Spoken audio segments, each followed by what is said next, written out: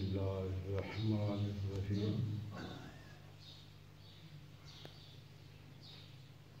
ان اللہ و ملائکتہ یصلون علی النبی یا ایھا الذین آمنوا صلوا علیہ وسلموا تسلیما الصلاۃ والسلام علیک وعلی آلک واصحابک یا حبیب اللہ.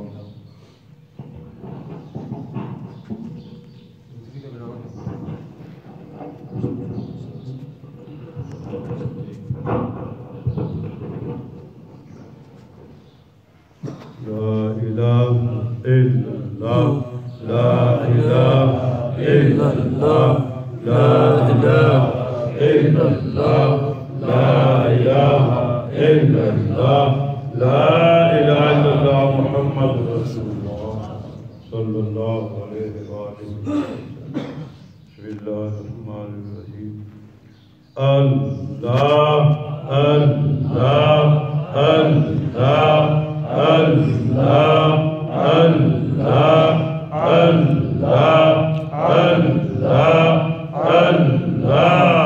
اللہ جل جلالہ و جل شانہ.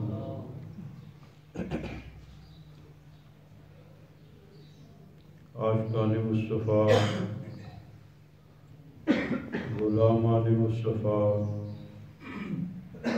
صلی اللہ علیہ وآلہ وسلم اللہ کے نام پر جانیں قربان کرتے ہیں، اولادیں قربان کرتے ہیں. ہم کم از کم اللہ کا نام سن کر سبحان اللہ تو کہہ ہی سکتے ہیں. کم از کم جب بھی اللہ کا نام سنیں تو سبحان اللہ تو کہہ ہی سکتے ہیں.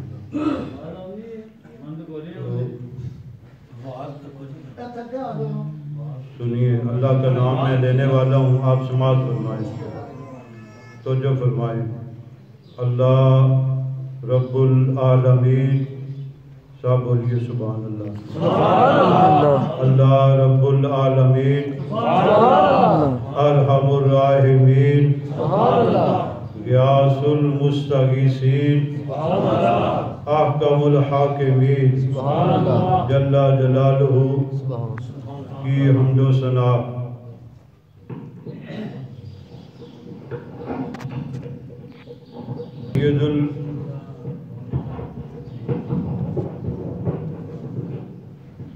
سید الاشراف، سبحان اللہ، جامع الاوصاف، سبحان اللہ، قائد المرسلین، سبحان اللہ، رحمت للعالمین، سبحان اللہ، خاتم الانبیاء والمرسلین، سبحان اللہ، تاجدار ختم نبوت، سبحان اللہ، اشرف الحقائق الانسانیہ، سبحان اللہ، معدن و دقائق الایمانیہ، سبحان اللہ، طور التجلیات الانسانیہ، سبحان اللہ، محبت و اسرار الرحمانیہ، سبحان اللہ، روح و جسد الکونین، سبحان اللہ، عین و حیات الدارین، سبحان اللہ، محبوب و رب المشرقین، سبحان اللہ، محبوب و رب المغربین، سبحان اللہ، نبی الحرمین، سبحان اللہ، امام القبلتین، سبحان اللہ، جد الحسن والحسین، سبحان اللہ، جد الحسن والحسین، سبحان اللہ، جد الحسن والحسین، سبحان اللہ، حضرت محمد رسول اللہ صلی اللہ علیہ وآلہ وسلم کی بارگاہ مقدسہ میں نیاز مندی کا اظہار کرنے کے بعد خراج محبت، عقیدت و محبت کا ہم سلام پیش کرتے ہیں امام المشارق والمغارب، سبحان اللہ، سبحان اللہ، حل المشکلات والنوائب، سبحان اللہ، الغالب علی کل غالب، سبحان اللہ، حضرت علی ابن ابی طالب سبحان اللہ، رضی اللہ تعالیٰ کی بارگاہ مقدسہ میں بعد ذکر و صلاۃ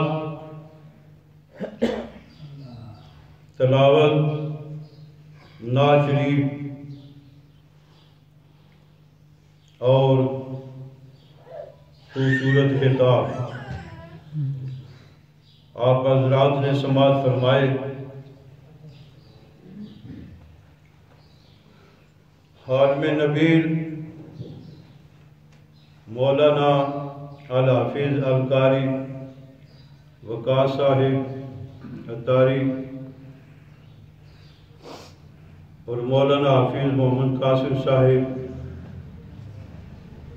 علامہ مولانا حافظ محمد رئیس صاحب، اللہ کریم ہم سب کی حاضری کو قبول فرمائے۔ آج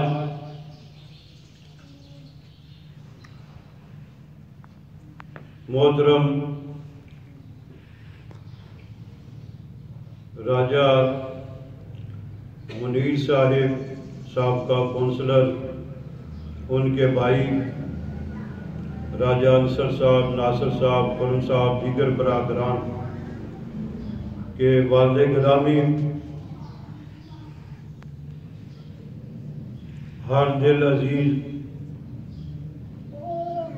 وہ آدمی، وہ شخصیت جو بھائیوں کا بھائی تھا، دوستوں کا دوست تھا، علماء سادات کا ادب کرنے والے تھے، محترم جناب راجہ حاجی فیض صاحب مرحوم و مغفور، اللہ کریم ان کی قبر کی منزلوں کو مزید آسان فرمائے۔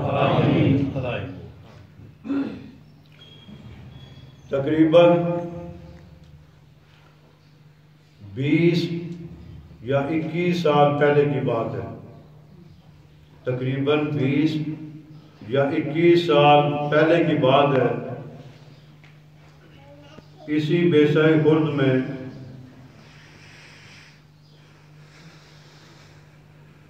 ایک وقت ایسا آیا، اس وقت محترم بابا جی حافظ محمد اعظم صاحب مرحوم و مغفور، ان کی سرپرستی میں محترم جناب ملک زمان صاحب مرحوم اور محترم راجہ حاجی فیض صاحب مرحوم و مغفور اور دیگر بعض بزرگوں نے مل کر اس گاؤں میں انجمن غلامان مصطفیٰ کا سلسلہ قائم کیا تھا، لوگوں میں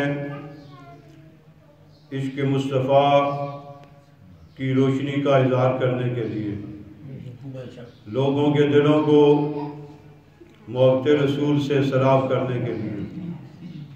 پھر کتنی برکتیں ظاہر ہوئی کہ بچے، جوان، بوڑھے، سب لوگوں کے دلوں میں عشق مصطفیٰ کی برکتیں ظاہر ہونا شروع ہوا، محبت رسول کا اظہار ہونا شروع ہوا، نماز کا جذبہ بنا، تلاوت قرآن کا جذبہ بنا، اور اکثر محفلوں کا اہتمام کیا جاتا تھا، اللہ کا ذکر بھی ہوتا تھا، میلاد والے نبی صلی اللہ علیہ وسلم پر درود و سلام بھی پڑھا جاتا تھا۔ کئی بزرگ وہ جانتے ہیں جو بات میں کہہ رہا ہوں۔ اللہ کریم یہ محنت جو انہوں نے کی، مشقت کی، مزید اس محنت کی برکت سے، نور سے ان کی قبر کو روشن فرمائے۔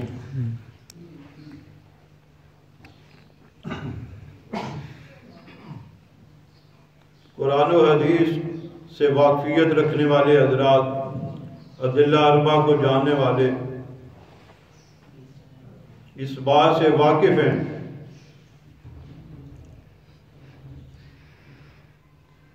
کہ قرآن پاک میں حدیث مبارکہ میں جو اسلام کا سب سے پہلا حکم ہے وہ کیا ہے؟ اسلام کا جو سب سے پہلا حکم ہے وہ کیا ہے؟ اسلام کا سب سے پہلا حکم یہ ہے کہ مسلمان اللہ کو مانے اور اللہ کی بندگی کرے۔ مسلمان اللہ کو مانے، اللہ کی بندگی کرے۔ سبحان اللہ۔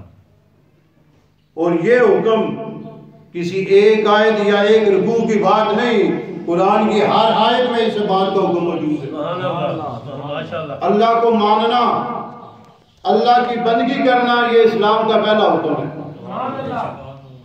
اللہ کو ماننا اور اللہ کی بندگی کرنا، اس کا معنی مفہوم یہ ہے کہ جمادات، نباتات، حیوانات، جنات، برگ و ثمر، شمس و قمر، لیل و نہار، زمین و زمان، مکین و مکان، کائنات، پوری کائنات میں اللہ کو وحدہ لا شریک ماننا،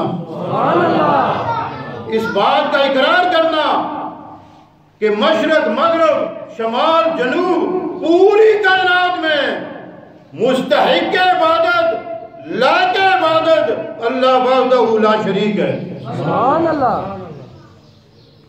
پوری کائنات میں اللہ کے سوا کوئی عبادت کے لائق ہو سکتا نہیں۔ یہ اہل اسلام کا عقیدہ ہے، اہل سنت کے یہی توحید ہے، یہ اہل سنت کا عقیدہ ہے کہ اللہ تعالیٰ کو وحدہ لا شریک ماننا۔ اللہ اپنی ذات کے اعتبار سے بھی بے مثل و بے مثال ہے، وحدہ لا شریک ہے۔ اللہ اپنی صفات کے اعتبار سے بھی بے مثل و بے مثال ہے، وحدہ لا شریک ہے۔ اور اسی حکم کا یہ بھی حصہ ہے کہ اے بندگی کرنے والوں، اے رکوع کرنے والوں، اے سجدے کرنے والوں، اے عبادت کرنے والوں، اے تلاوت قرآن کرنے والوں، اے حج و عمرہ کرنے والوں، اپنی عبادت پر ناز نہ کرنا، نبی کے عشق سے اپنے سینے کو مدینہ بنانا۔ سبحان اللہ۔ عبادت کرنے والوں، رکوع و سجود کرنے والوں، حج عمرہ کرنے والوں، رک نہ جانا، نبیوں کا بغض دلوں میں پیدا نہ کرنا، حسد پیدا نہ کرنا، محبت رسول سے اپنے دل کی زمین کو سیراب کرتے رہنا، عشق مصطفیٰ سے اپنے سینوں کو روشن و منور کرتے رہنا۔ سبحان اللہ۔ یہ اسلام کا پہلا حکم ہے، یہی عبادت کا اعلیٰ ترین مقصد ہے۔ توحید و رسالت کے بعد جو قرآن پاک میں دوسرا حکم بیان ہوا ہے وہ یہ ہے وَبِالْوَالِدَيْنِ إِحْسَانًا، والدین کے ساتھ احسان کرو، والدین کی تابعداری کرو، والدین کا ادب کرو، تابعداری کرو۔ والدین وہ اللہ کی ایسی نعمت ہیں، والدین اللہ کی وہ ایسی نعمت ہیں جس کا اللہ تعالیٰ نے نعم البدل ہی کوئی نہیں بنایا۔ ماں فوت ہو جائے، اللہ تعالیٰ جن کی مائیں فوت ہوئی سب کو جنت عطا کرے، جن کی مائیں فوت ہوگی وہ بادشاہ وقت بن جائے، ماں کی جدائی کا احساس پھر بھی ہوتا رہتا ہے۔ باپ فوت ہو جائے، اللہ نے باپ کا متبادل بنائی ہی نہیں، یہ ایسی نعمت ہے جس کا اللہ نے متبادل کوئی نہیں بنایا۔ اولاد بیٹا 80 سال کا ہو جائے، امیر ترین ہو جائے، کروڑ پتی ہو جائے، وقت کا بادشاہ ہی کیوں نہ ہو جائے، جب بھی دکھ آتا ہے باپ کی جدائی ضرور محسوس ہوتی ہے، سبحان اللہ۔ باپ کی کمی ضرور محسوس ہوتی ہے۔ یہ ایسی نعمت ہے جو چلی جائے پھر واپس نہیں ملتی، جو ایک دفعہ ہاتھ سے نکل گئی پھر واپس نہیں آئے گی۔ اس لیے یہ ایسی نعمت ہے کہ جس کا اپنے وقت میں جتنا بھی ادب کیا جائے، جتنی بھی قدر کی جائے وہ کم ہے۔ اور والدین اللہ کے اتنے لاڈلے ہوتے ہیں، اتنے محبوب ہوتے ہیں کہ جن پر والدین راضی ہوں ان پر خدا بھی راضی ہوتا ہے، مصطفیٰ کریم بھی راضی ہوتا ہے۔ والدین ظاہری طور پر ہمیں یہ محسوس ہوتا ہے انسان ہی ہے نا، کھاتے پیتے ہیں، چلتے پھرتے ہیں، ان میں بھی بشری تقاضے ہیں، بشری مسائل موجود ہیں، ظاہری طور پر انسان ہی محسوس ہوتے ہیں، لیکن والدین اللہ کے اتنے لاڈلے، اتنے محبوب ہوتے ہیں، اتنے مقبول ہوتے ہیں کہ جن پر والدین خوش ہوں ان پر خدا بھی خوش ہے، مصطفیٰ کریم بھی خوش ہوتے ہیں۔ نعرہ تکبیر، نعرہ رسالت، نعرہ حیدری۔ والدین جن پر راضی بولیے ان پر خدا بھی راضی، جن پر والدین راضی ان پر بولیے، جن پر والدین راضی ان پر خدا بھی راضی۔ اب سوچیو تو صحیح، جن پر والدین راضی ہوں ان پر خدا راضی ہوتا ہے۔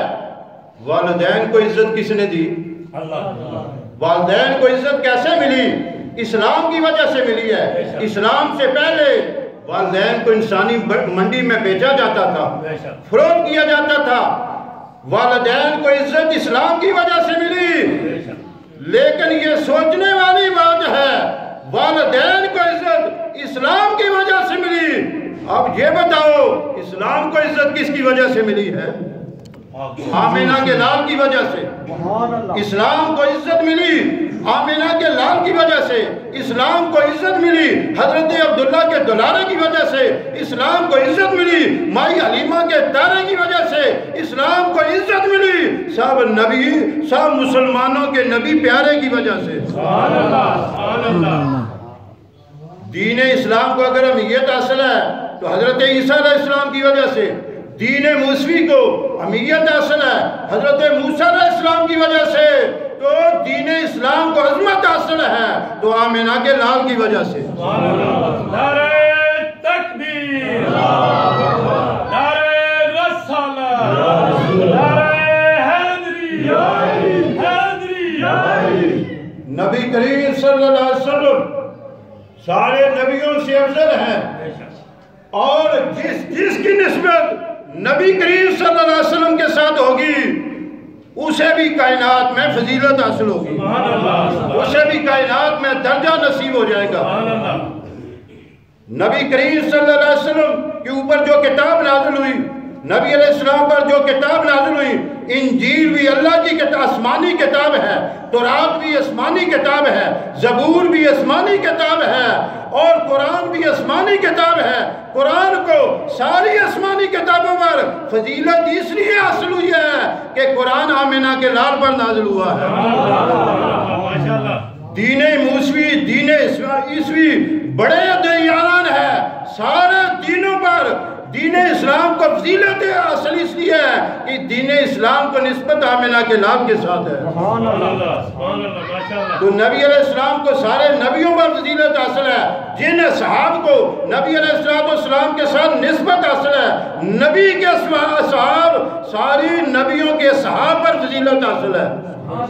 جو نبی کی آل ہے، جو نبی کا خاندان ہے، نبی کی آل کو، نبی کے خاندان کو، سارے نبیوں کی آل پر فضیلت حاصل ہے۔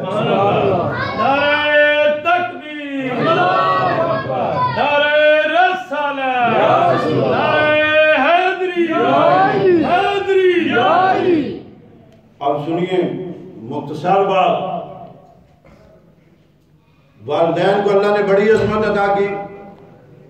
والدین جن پر راضی ہوں ان پر خدا بھی راضی، ان پر خدا بھی سارے بولیے ان پر خدا بھی۔ تو مسلمانوں سوچو تو صحیح، جن پر باپ راضی ہو اس پر خدا راضی ہوتا ہے، اور جس پر آمینہ کا لال راضی ہو اس پر خدا کیوں نہیں راضی؟ جس پر ماں راضی اس پر خدا راضی، جس پر باپ راضی اس پر خدا راضی ہے۔ تو جس باپ کو اسلام کی وجہ سے عزت ملی اور جس اسلام کو آمینہ کے لال کی وجہ سے عزت ملی، تو پھر ماننا پڑے گا جس پر نبی راضی اس پر خدا راضی ہے، جس پر نبی خوش اس پر خدا خوش ہے۔ نبی اس پر خوش ہوگا جو صدیق اکبر کا تابعدار ہوگا، نبی اس پر خوش ہوتا ہے جو سیدنا فاروق اعظم کا تابعدار ہو، نبی اس پر خوش ہوتا ہے جو عثمان غنی کا تابعدار ہو، اور نبی اس پر خوش ہے جو مولا علی مشکل کشا کا غلام ہو۔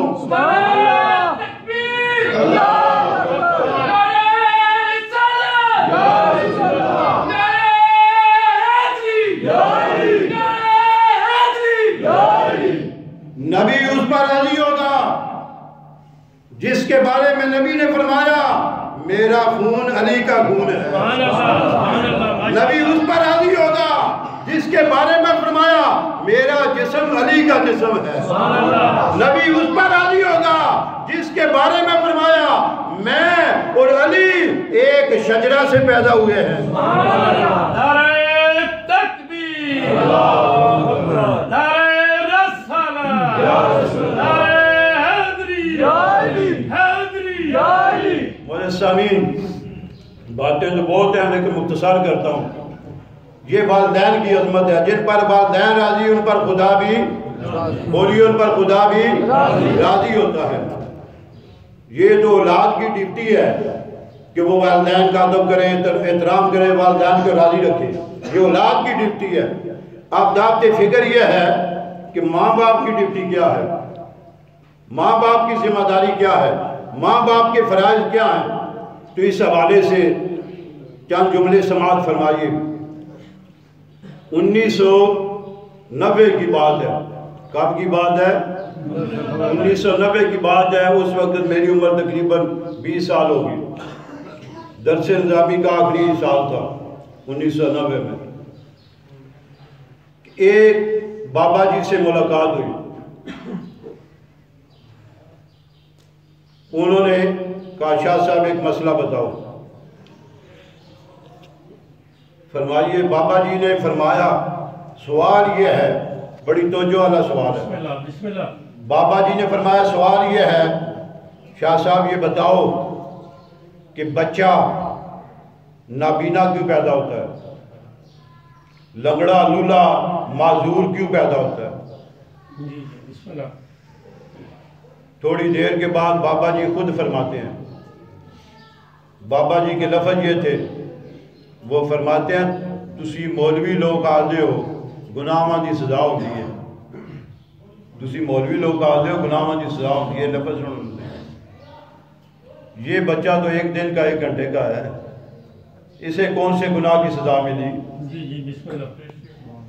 یہ بتانا یہ چاہتا ہوں والدین کی ڈیوٹی کیا ہے، والدین کی ذمہ داری کیا ہے۔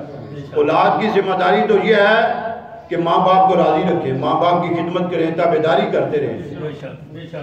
آپ یہ بتانا چاہتا ہوں قرآن و حدیث کی روشنی میں والدین کی ڈیوٹی کیا ہے، والدین کی ذمہ داری کیا ہے۔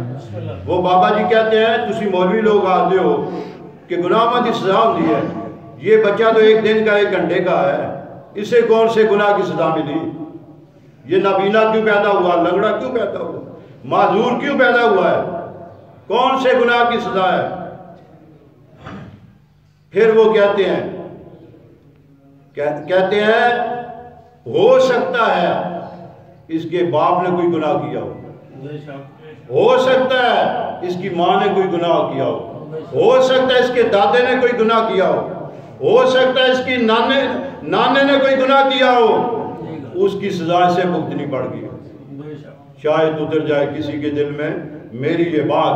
والدین کی کوئی ڈیوٹی ہوتی ہے، والدین کی ڈیوٹی یہ ہے مختصر لفظوں میں کہ والدین خود بھی نماز پڑھے، اپنی اولاد کو بھی نمازی بنائیں۔